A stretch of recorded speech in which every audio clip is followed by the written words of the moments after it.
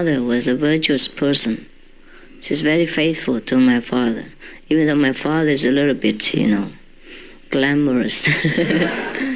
I knew her. She was never astray. She was always very virtuous, very faithful, and sacrificed for the family all her life. I guess that's what earns her the vision, you see, that she has seen in her dream. And now she sees me every day, she said in her letter. And she wrote poetry to me. And I couldn't believe it was my mother, because she never wrote poetry before. And it's so beautiful. She was, in that time, in Vietnam before, it was at war, and the women were kept illiterate. You understand? Most of the women, some, not all, but many were kept illiterate because we were more a male-dominated country, like China and most of the Asian countries, were the male-dominated, you see? So the woman thought it's useless if you went out and learned something, because then you have nothing to do. You will wash dishes and wash children's napkins, that's all. Why do you need education? You see? So my mother wasn't very literate. She could read and write, but she wasn't, literati. But she wrote beautiful poetry, more beautiful than I could ever think of. So beautiful, and many times for me. And very, very spiritual poetry, you understand? Not normal, affectionate and kind of family things. No, I could not recognize her. She very much loved children and family. But how come she became so changed? Everything she said was spiritual. Every word she said was Buddha. Oh, I wish I could follow the Buddha. I wish I could follow you, the Buddha. She wouldn't say me the daughter anymore. Everything was reverent and spiritual. And I couldn't recognize my mother. She was different from the way I knew her. You understand? She was very much a businesswoman. Very materialistic in her way, From what I knew, she came for her business, and she worked hard, and she raised the whole family. She decorated me and my sister with gold. You see that? And my father's earnings were not coming in there. Yeah. So he had to take it from her also. Well, I'm sorry for my father, but it was the truth, what I knew. But my father was different, He was a little bit more literati and more romantic, yes, and more generous. My mother was more down to earth and more hardworking and very practical, very practical. So I think I learned from them both generosity, being romantic and hardworking and practical. These two normally don't mix. A practical person cannot be poetic. But I think I have both because of my parents. Both of them were just like water and fire. One was very practical, very frugal, very, self-sufficient. The other was romantic, poetic, and just not reliable. Because my mother was too reliable, I guess. So he knew he always could get something. He didn't bother about earning money much, and what he earns, he spent. But my mother was also a very good woman, a very humble wife. I remember, even though she raised us, and everybody knows this, most of the finances came from her, but whenever I wanted something extra, I always had to go to my father and ask his permission. She made me go to my father and ask his permission before I could get what I wanted. Not because she earned all the money, she took care of the whole house, and she played the boss. You understand? I think she's a beautiful woman. The more I talk about her, the more I know about this beautiful woman. She's so virtuous. No wonder she has beautiful experiences now every day. She meditates 4 hours at least per day. With her very old and painful condition, she has the rheumatism. And some of the wounds that she had before during the war, it hurt her. And the only thing she prayed to me is that please help the condition to lessen so she couldn't sit longer. That's all. She never asked me for money, never asked me for any support, never asked me to bless her with more beautiful visions or get her faster to Buddha land. No. She never burdened me. She never burdened any of her children. She only gave but never took. She's a beautiful woman. Really, for an ordinary person, is rare, right? Rare to find this. And she had not eaten vegan before in her life, but she eats less, very frugal person. So I can say that even though she was not vegan, she most likely didn't eat much of anything, meat and anything like that. The good things she only gave to us and my father. And she ate whatever was left over. And she wore clothes that were sometimes patched, even though she was very rich.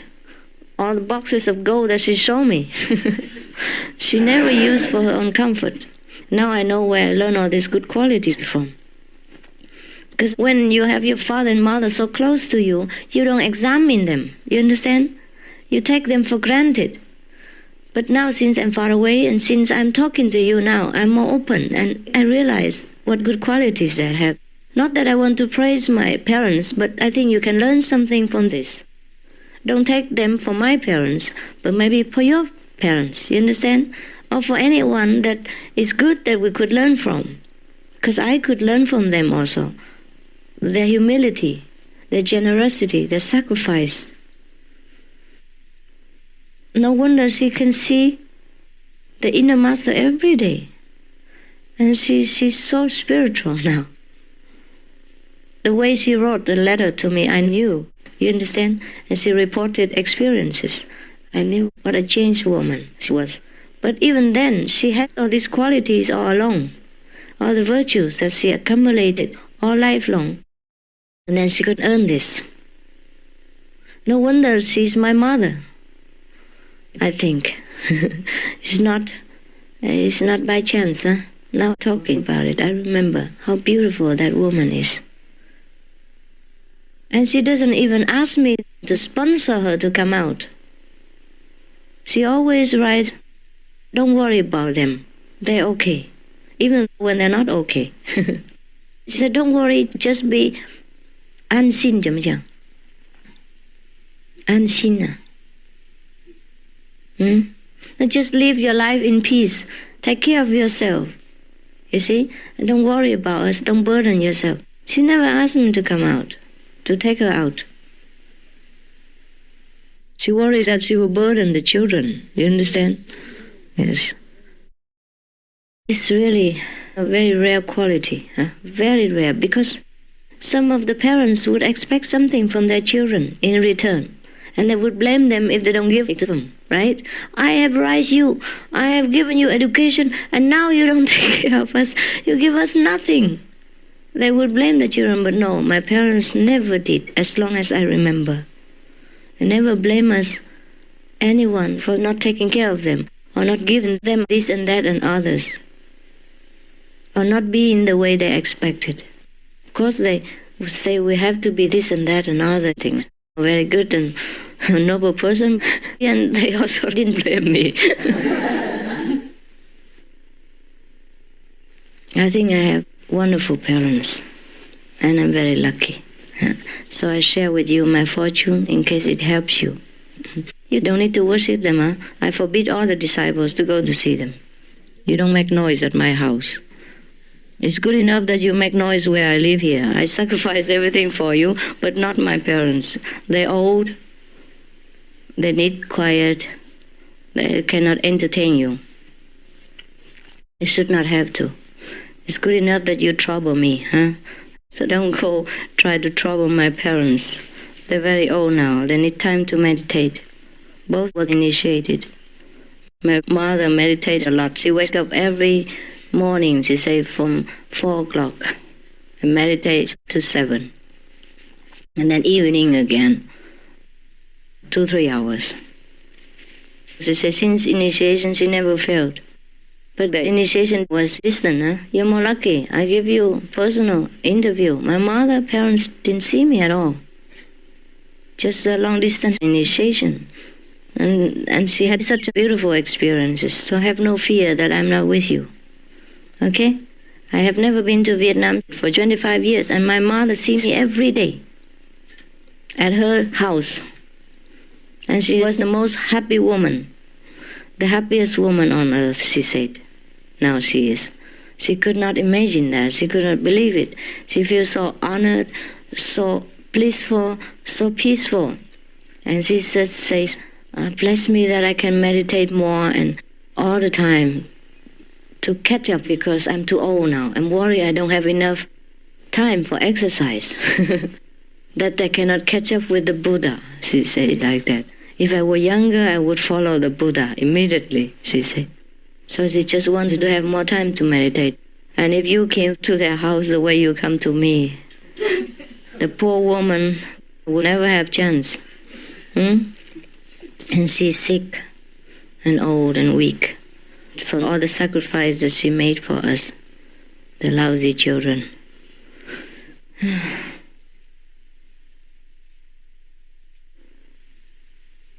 Some people wanted to go and bow to my house over there. I said the coconut trees that we planted around, if you sit around, you bow around, it will drop on your head. And I cannot be responsible for that. So don't bother going around there. What for? Huh? So just better leave my parents in peace. Huh? I don't want all this glory, all this illusionary glory. It's good enough that you meditate, and you recognize the master power inside you. Bless yourself, your ancestor, your relatives, friends, and your country that you live in, and the world that we share. That's all. That is our motive. That's what pleases me most. And not such outward trouble, okay? From here to Vietnam takes a lot of money and time. And takes a lot of money to bow to all these coconut trees. We have a lot. And I used to sit under them, and you might think you want to bow to these trees, or you sit under them to become a Buddha. And the coconuts would drop on your head, and then how do we take care of that? Huh? If 100 disciples go there and sit under the 100 coconut trees, and they're all broken-headed, what's how we do?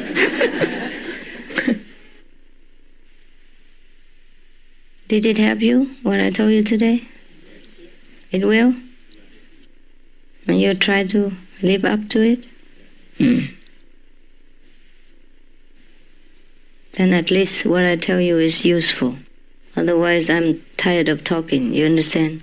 This morning I was in bed meditating, and then I was thinking how difficult it is to teach people. And I wanted to give up. Well, I did that many times, so don't worry. I wanted to give up many times, so don't worry. It's just one of those days, you know. I may never do it, but I always think I may, you know. Well, that's a comfort. This is my personal, private comfort, that I might do that, even though I probably never will. So that I have some kind of illusion, you know, that I could always quit when I want. So I don't have pressure, you know. I said to myself like this, just do it the last day, and then you quit. That's how I always kid myself into doing every last day. Because sometimes I'm not used to people, you know. I still never am used to people. I told you already I was very shy, and I'm afraid to see the public. In India, I always hid myself. Even when I wasn't master yet, people took notice of me. Maybe because I was the only Oriental there, or maybe I look here, I don't know, look like E.T. or something. Yeah, I always attract attention since I was a child, and I'm very shy, very shy. That's why I don't want to see people. So I guess I just have to get used to the crowd. But even then, it's not always my desire, you understand? I just do it, that's all. I control my feelings and emotions, that's all. But it's not that I truly very much like to always be in the crowd.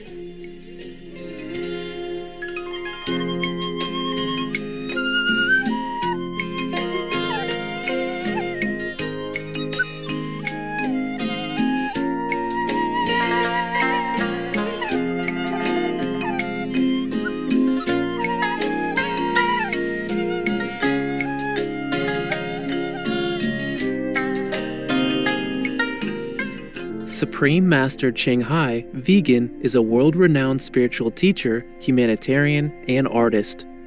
To learn more about her compassionate life and teachings, please visit suprememastertv.com/master.